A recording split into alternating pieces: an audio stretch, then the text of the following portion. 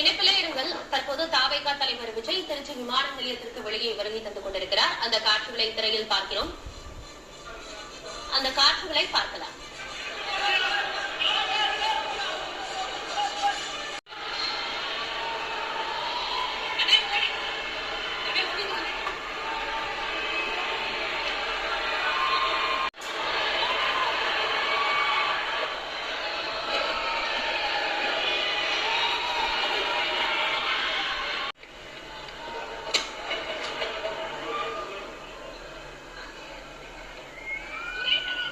தாவேகா தலைவர் விஜய் தற்போது திருச்சி விமான நிலையத்திற்கு வெளியே வருகை தந்திருக்கிறார். அந்த காட்சிகளை திரையில் பார்க்கிறோம்.